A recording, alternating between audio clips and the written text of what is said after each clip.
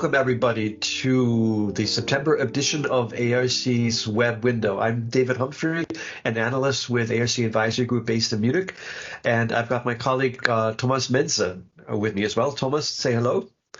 Yes, hello, I'm Thomas and I'm consultant with ARC, and one word to David. Thank you very much for organizing our panel today and of course for the invitation to discuss modular automation with you.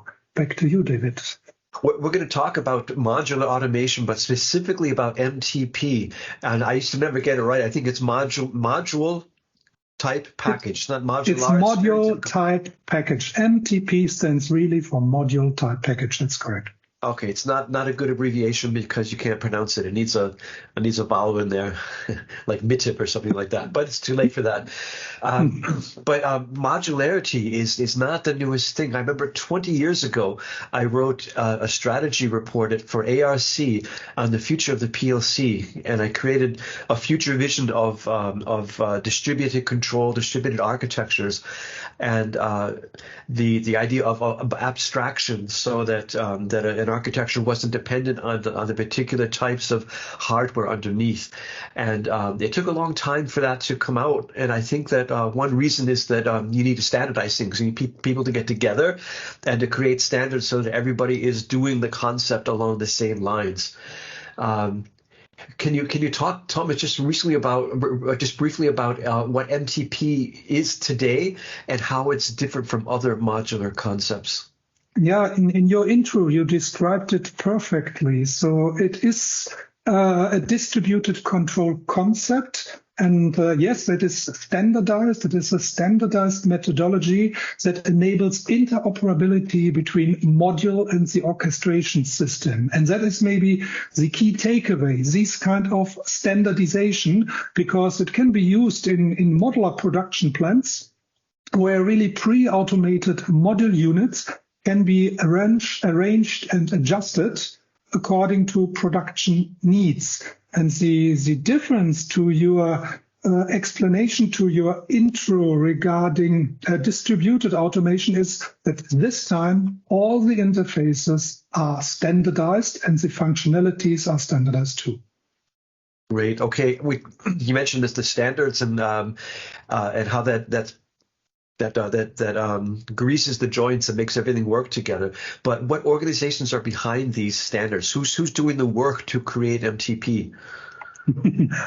The work was done by several organizations. That was not really one organization. So the main objective was to use in process automation digital methodologies used in factory automation, because the process-related industry is a bit more conservative. And so MTP was designed and standardized by organizations like VDI, VDE, these are German Engineering Association, Sinamur, that is another organization in Western Europe and North America to standardize process automation applications, and the reference architecture model for industry, RAMI, has been used. So, and all these organizations, they developed really a framework for implementing Industry 4.0 solution in a standardized way. And here's again this word, in a standardized way. So everybody knows exactly how the interfaces are working to each other and what are the functions of specific devices or modules. Okay. Thanks, Thomas. When I think of MTP, I'm an automation guy. I like to think of the automation, how it's connected, but it's important to understand what the automation is doing. And in our conversations, you've mentioned a skid, for example. What is a skid exactly? And do you have some examples of what sort of functionality you might find on a skid? Okay, a skid is let's say a skid is a module with certain automation components, valves, sensors, PLCs, with a specific functionality. And maybe a good example of an MTP-enabled skid is a centrifuge. A centrifuge is something for that is used in separation processes, and the MTP standards allow the skid to be easily integrated in larger systems because, again, all the interfaces are standardized. So you can really achieve a plant-wide automation system with the help of MTP and specific MTP compatible skids. Okay, at the architecture level on a skid, it sounds like you need some sort of intelligence to store parameters, to store the information about a skid's capabilities, and to have some sort of central place to integrate everything together. What sort of control architecture and components do you have? What controller is used, and maybe you can name some examples of typical field devices on a skid. Okay, so you can more or less use all well-known field devices and controllers. That means you can start with the standard on-off valves or control valves. You can use pressure, flow, and temperature transmitters. You can use normal PLCs or deep DCS or even IPC systems. The important thing is that you have a piece of software, the so-called module type package. And this is really the standard who defines and enables the plug and produce manufacturing. That means in this piece of software or in this file, in this module type package file, all the functionality of a specific skid with all the automation components is clearly described. And that makes it easy to connect everything to each other and really build up from different module a complete process who follows production processes and process automation. Okay, so it's a typical automation architecture, but it has to be put together in a certain way with certain information to make it compatible with the MTP standard, if I understand correctly. Okay, so we take our new skid and we push it into our process plant, and then we start to connect it. I still need to integrate it with everything else that is already there. I assume there's a DCS at the top running everything. How do I integrate my skid, or let's say we brought 12 new skids into our plant. How do we integrate them with the DCS? Yeah. Easy to explain, and you are right. On top of that is the DCS, or in MTP, this is sometimes called orchestration software. So there's something on the top who really allows the end user to control and monitor all these different modules from one central place. So that is absolutely similar to normal automation topologies. But if you connect an MTP module to a DCS, you need to follow simple steps. First, you need, of course, an MTP controller, which could be a normal PLC, a normal PLC that communicate with the different MTP devices using, of course, the MTP standards. Then, secondly, you need to have an MTP device, which is a module that provides digital descriptions of all the interfaces and servers using the MTP standard. And thirdly, you need to have this MTP file, the description. Remember, we discussed that before, which is a file that contains all the information about the MTP device, such communication, the service of the services, the available services of the module, the HMI interface, and so on and so on. Then you have to import this MTP file into the MTP controller, and this will allow the MTP controller to reorganize the MTP device and its capabilities according to the use cases requires. And then fifth, you have to register and configure the MTP device using the MTP controller. And then you have, let's say, the fully functionality in the DCS, or so-called orchestration software, on top of your plant. It sounds technically fabulous. I'm thinking economically, though. There's got to be some benefits to it. Initially, I think if I keep putting more PLCs on these modules, it's going to cost me more money. I'm buying extra PLCs. But what are the advantages? What are the benefits of using MTP as the foundation of a new architecture? Yeah, I think the most beneficial things are not the hardware. You are right. Maybe you replicate the numbers of PLC, and this looks like it is not cost effective. But this calculation is not finished because as a time to market, it's important, and all the other benefits, because MTP was designed to enable flexible and scalable production processes that can adapt to changing market demands. And remember the pandemic situation. We need a lot of vaccine in different countries and different regions. And if we had the beauty of a modular production plan, I think it's maybe easier for us to really handle such a pandemic situation in future. But coming back to your questions, what are the real and concrete benefits? First of all, it's interoperability, because you have now a standard methodology between the modules and the orchestration systems, because everything is predefined. Then flexibility, you can scale production capacity up and down because you can add or remove modules according to the demand. And now the most important and maybe the biggest cost saver is plug and produce capabilities, because everything is pre-configured, everything is predefined. This enables you an easy replacement or addition of modular units without disrupting the overall system. And that is maybe the most important things for keeping costs down. Then simplified integration, because you have the formal description of the interfaces, you know exactly the different functionality, and then the enhanced adaptability. It is much easier to upgrade or replace individual components within the facility, within the modules. And MTP is really a solution to improve operational efficiency and reduce cost if you do the real cost calculation over the whole life cycle of the process application. I heard in some discussions at a recent industrial cocktail party about recycling, and I thought recycling, that's going to be in 25 years from now when I build a new process plan and I tear down the old stuff. What sort of benefits could MTP today have for recycling in the future? Yeah, I gave you earlier on this example of the centrifuge skid.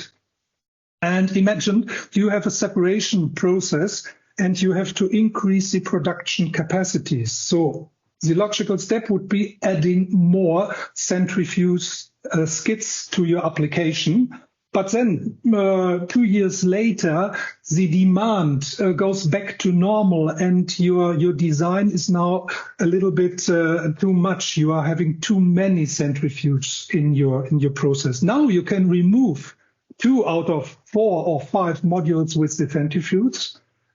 You scale down the production capability. And now listen carefully.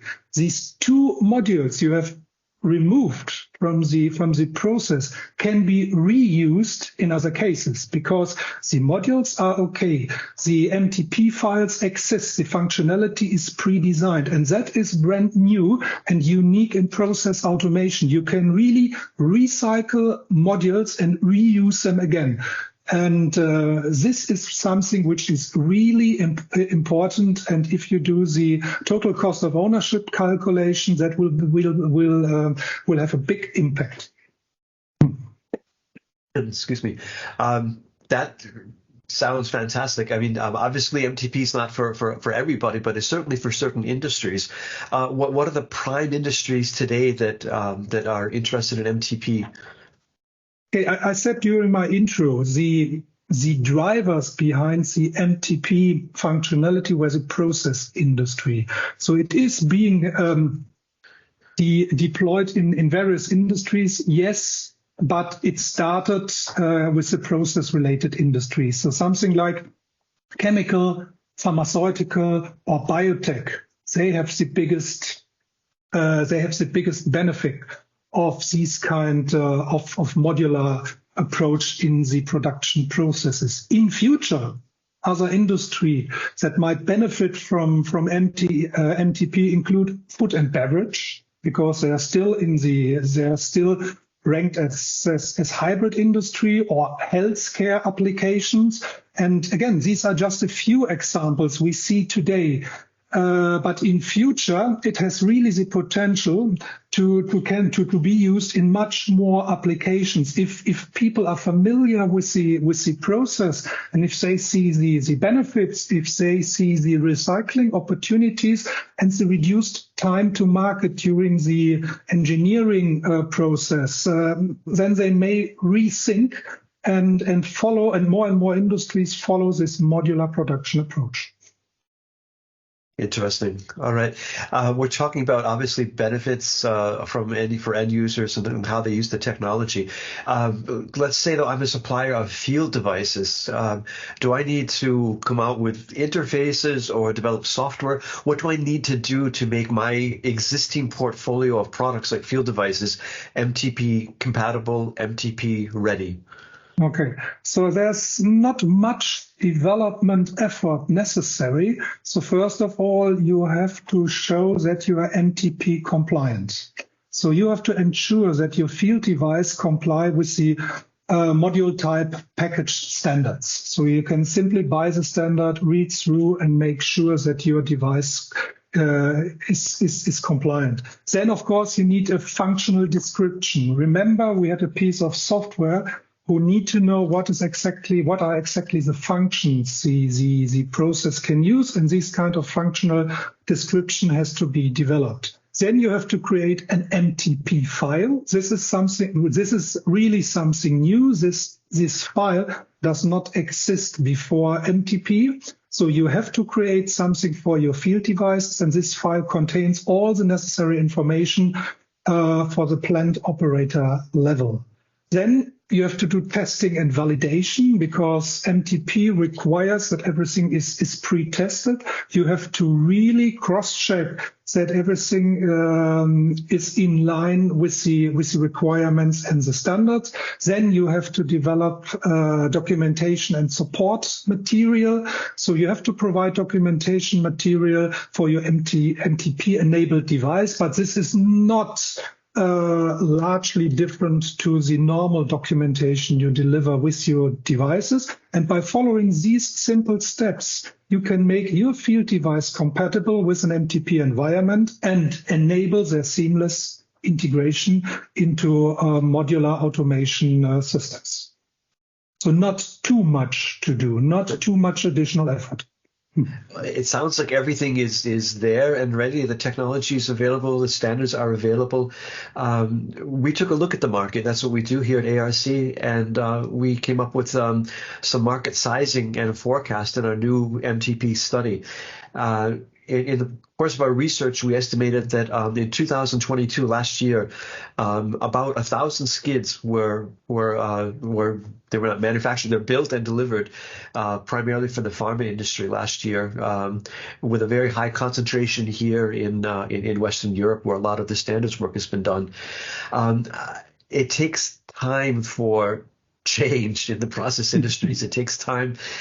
You have to evaluate technology. You have to do a proof of concept to say it's nice, but what benefits does it have for me, not just in general? How do you expect the market to grow, let's say, in a reasonable time frame, the next 10 years or so?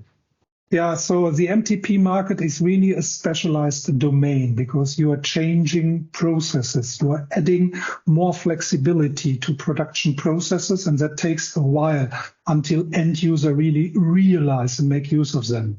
And it is in early adapter mode because due to the pandemic, I think we have lost a couple of years for the product or for the MTP implementation. So yes, it is in early adapter mode, and your estimation that this market is growing quite slow, it's correct, but we have good reasons why, but we have also good reason why this change in future dramatically, because we already discussed the modular nature offers benefits such as flexibility, scalability, plug and produce capabilities.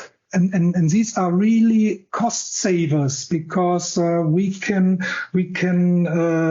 achieve a much shorter time to market.